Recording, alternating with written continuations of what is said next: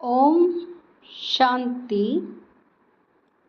साकार मुरली 24 मार्च 2025 सुनेंगे ईश्वरीय महावाक्यों को विस्तार से।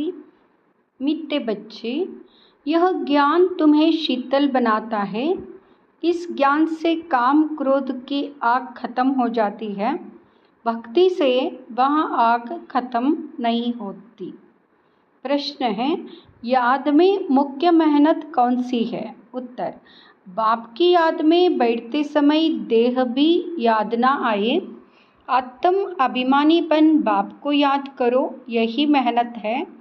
इसमें ही विघ्न पड़ता है, क्योंकि आधा कल्प देह अभिमानी रहे हो। भक्ति माना ही देह की याद। भक्ति माना देह की याद। ओम शांति। तुम बच्चे जानते हो, याद के लिए एकांत की बहुत ज़रूरत है।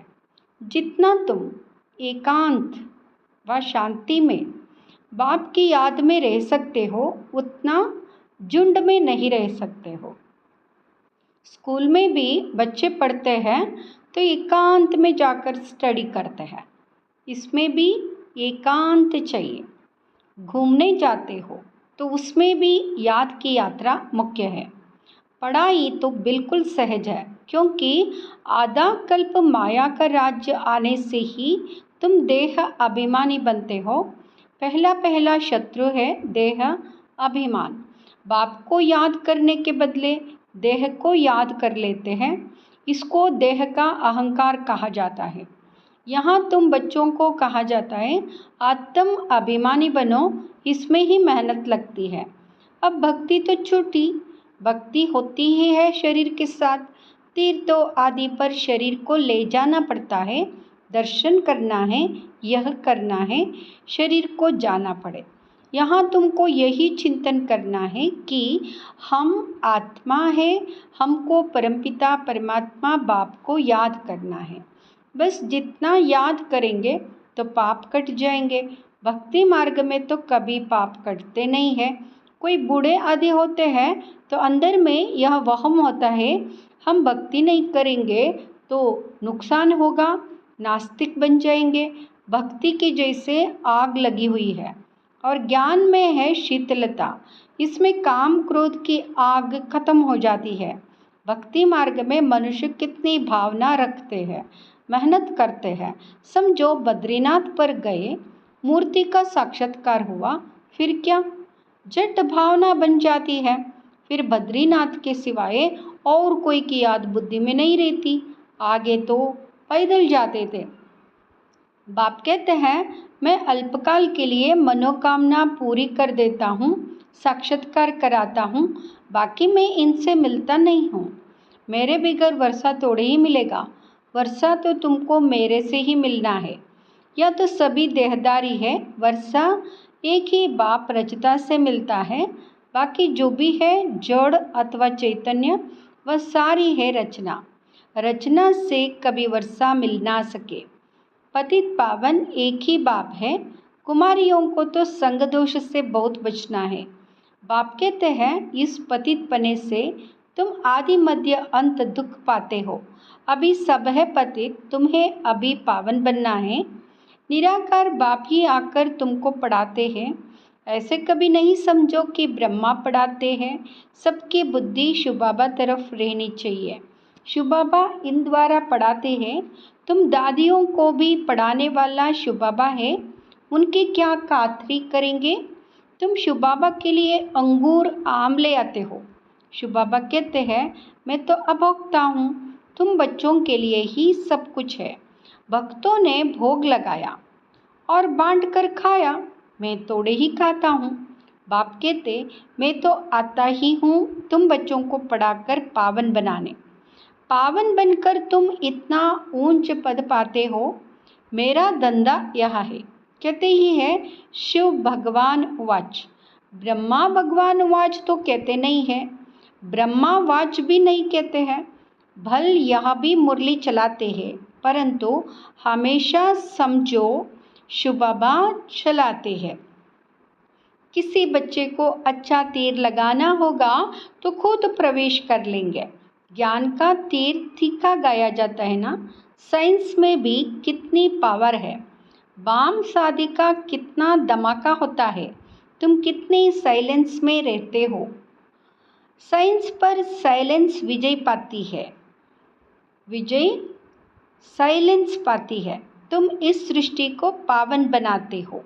सृष्टि को पावन बनाते हो। पहले तो अपने को पावन बनाना है, ड्रामा अनुसार पावन भी बनना है, इसलिए विनाश भी नोंदा हो। ड्रामा को समझकर बहुत हर्षित रहना चाहिए।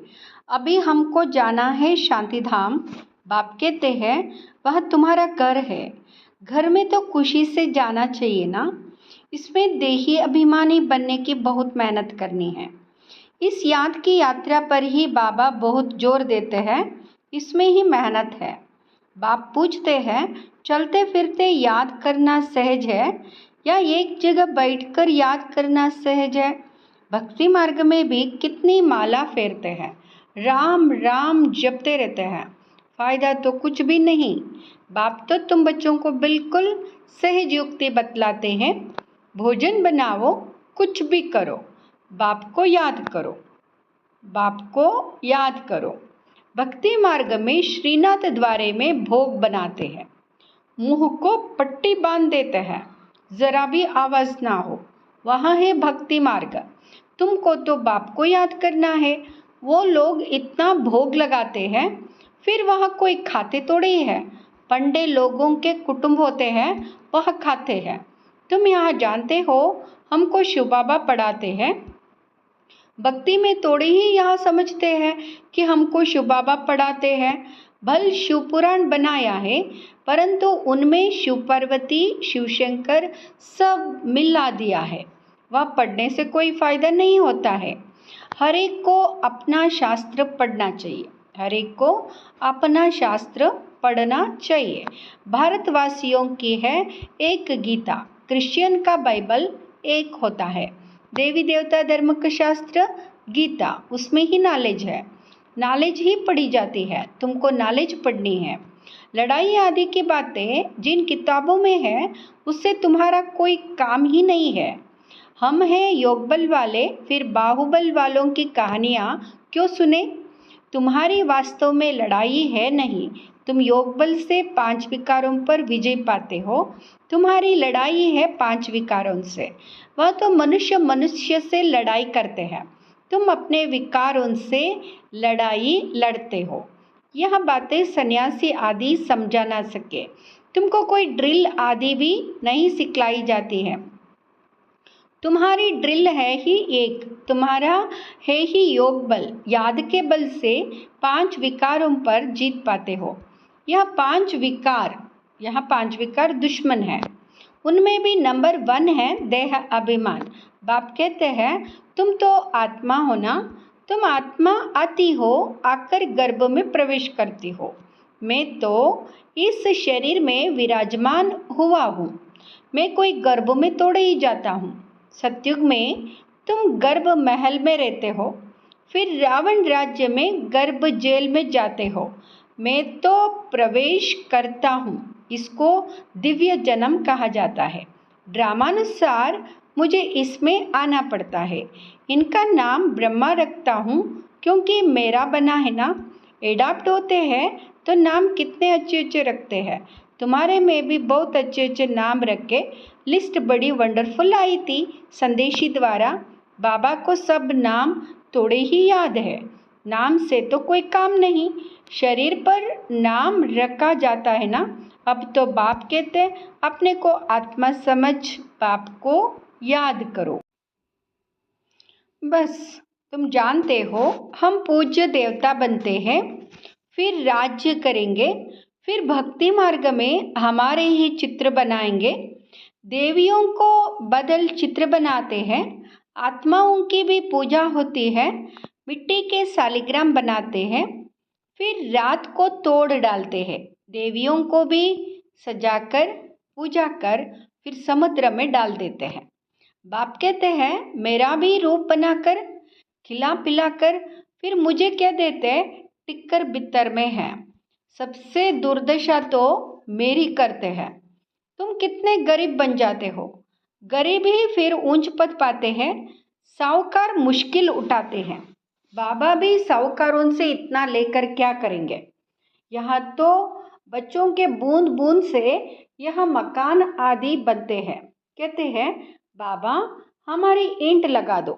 समझते हैं रिटर्न में हमको सोने चांदी के महल मिलेंगे।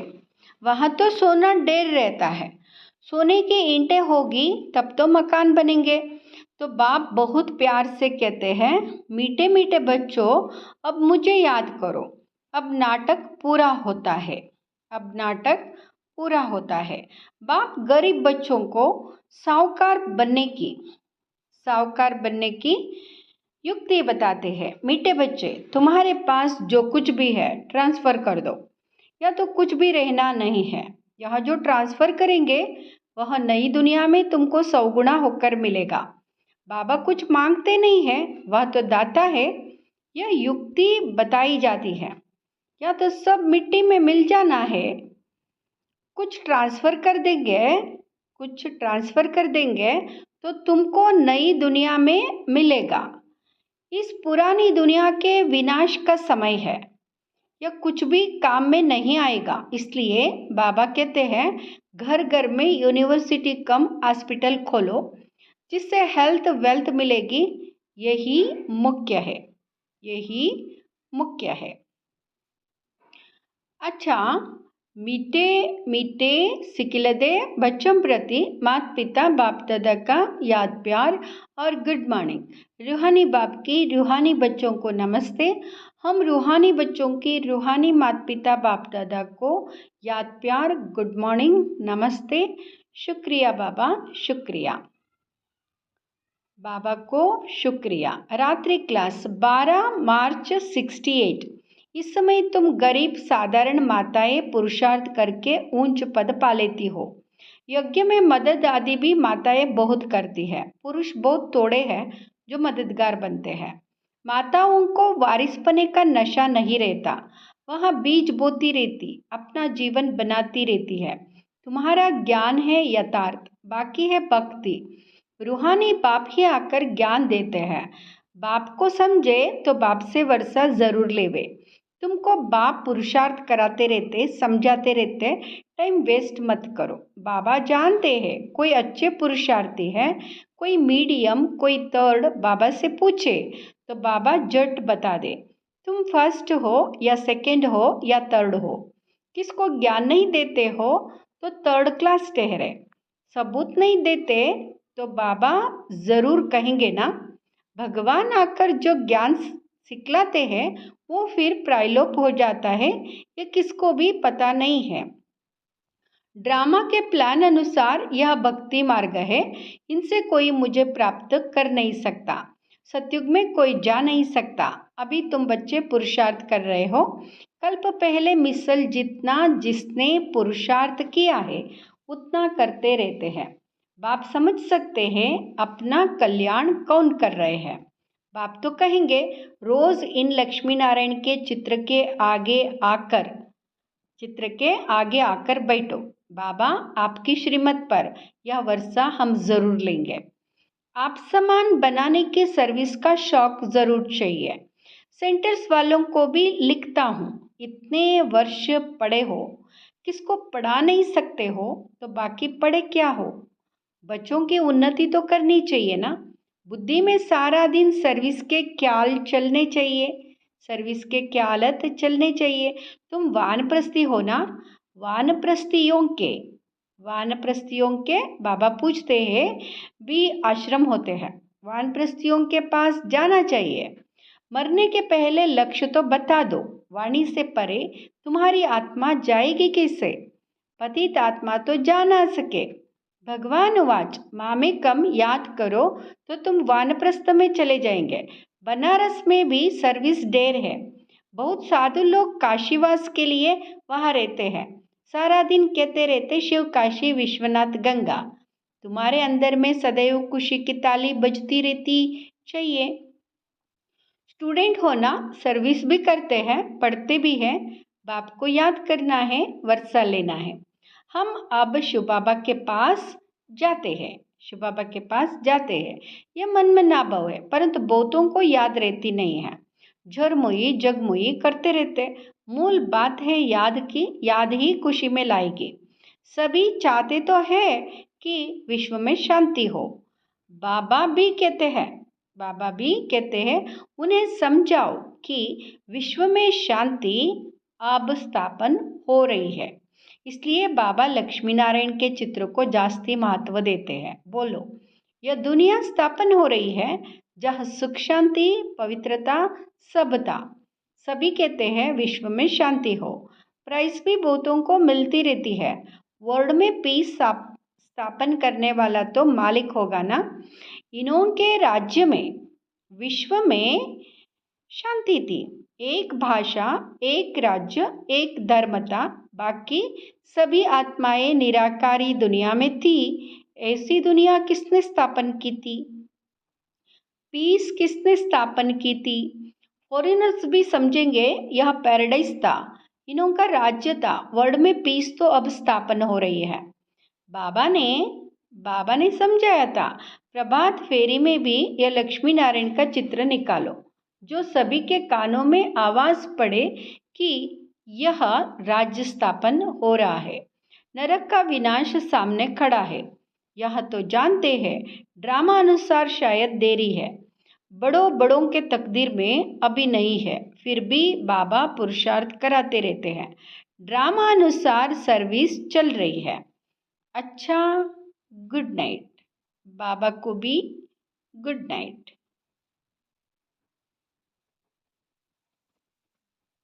धारणा के लिए मुख्य सार।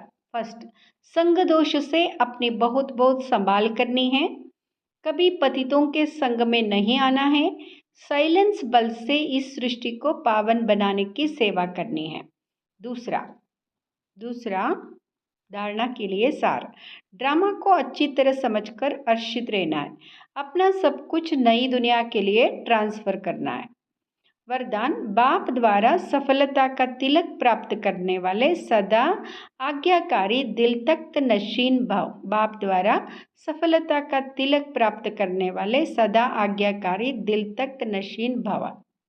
दिल तख्त नशीन भाव। भाग्य विधाता बाप रोज अमृत वेले अपने आज्ञाकारी बच्चों को सफलता का तिलक लगाते हैं। आज्ञाकारी ब्राह्मण बच्चे कभी मेहनत व मुश्किल शब्द मुख से तो क्या संकल्प में भी नहीं ला सकते। वह सहयोगी बन जाते। इसलिए कभी भी दिल शिकस्त नहीं बनो, लेकिन सदा दिल तख्त नशीन बनो, रहम दिल बनो। अहम भाव और वहम भाव को समाप्त करो। स्लोगन, विश्व परिवर्तन की डेट नहीं सोचो, स्वयं के परिवर्तन की घड़ी निश्चित करो। स्वयं के परिवर्तन घड़ी निश्चित करो। ओम शांति।